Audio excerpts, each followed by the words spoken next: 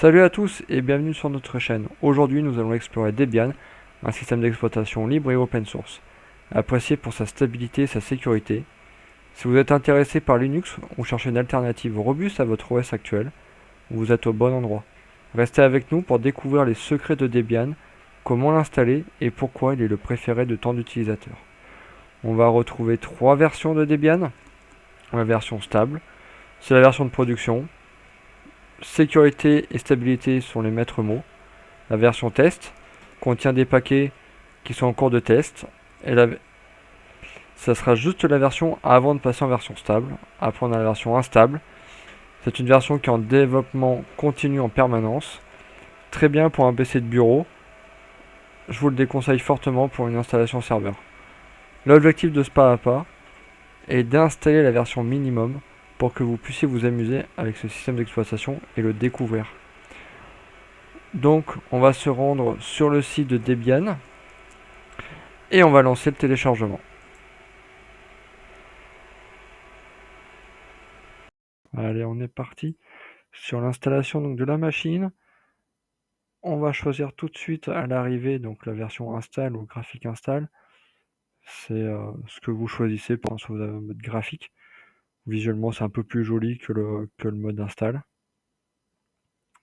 Donc j'ai mis sur une machine, c'est sur une machine virtuelle que j'ai configurée via Windows Server. On va arriver incessamment sous peu donc sur la partie du langage.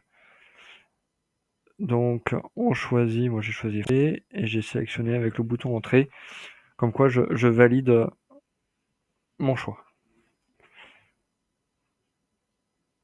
On va arriver sur la partie situation. Je suis en Belgique, Canada, Luxembourg, donc j'ai mis en France. Toujours pareil, avec le bouton entrée. Ensuite, la configuration du clavier. J'ai mis en français.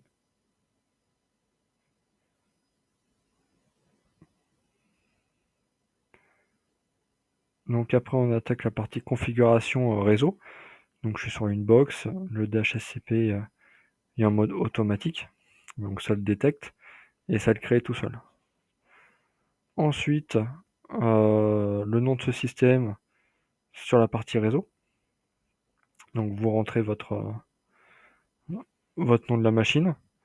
Donc là j'ai mis Debian SSHD. Après vous mettez ce que vous voulez. Ensuite le domaine, moi je l'ai laissé tel quel. Après c'est le mot de passe super utilisateur, le mot de passe root. Donc là j'ai mis un assez simple. Plus c'est complexe, mieux c'est. Ensuite le nom d'utilisateur. Donc l'utilisateur classique, lambda. Donc là j'ai mis le nom de la chaîne. Ensuite son mot de passe. Pareil. Donc lui il sera que utilisateur, il n'aura pas le pouvoir d'être administrateur donc root. Ensuite, on attaque à la partie installation sur le disque dur.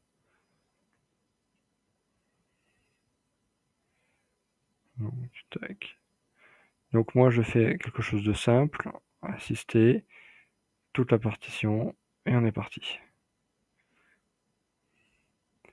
J'applique les changements sur le disque dur, ça formate au niveau des partitions, l'installation du système, chargement des composants supplémentaires. Ensuite, bon, c'est assez pratique, assez rapide. Une installation complète selon votre machine, c'est entre 20 et 30 minutes. Donc là, on va vraiment faire le mode minimum. On va dire que la machine c'est sur un serveur, loin de vous. Donc ça, c'est les gestions de paquets. Donc ça, on choisit sur quel serveur on va se connecter pour qu'on ait toujours des mises à jour des différents logiciels utilisés.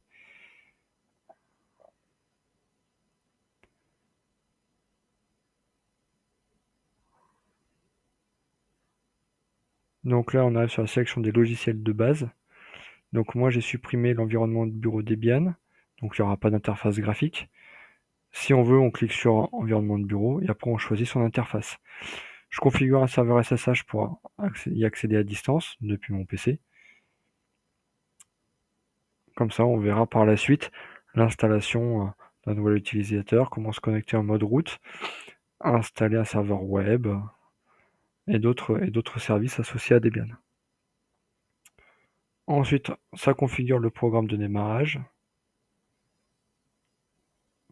Ça peut être utile en cas de problème sur la machine si ça se lance pas.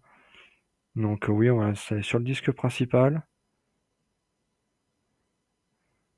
On choisit où l'installer et on est parti.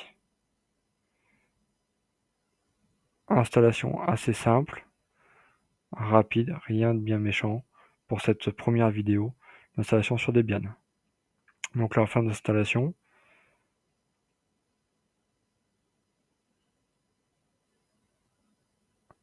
Ça relance la machine automatiquement. Et là, on va arriver donc sur le choix au niveau du grub. On choisit bien Debian. Donc ça se lance automatiquement, hein. Au bout de quelques secondes, ça valide le choix.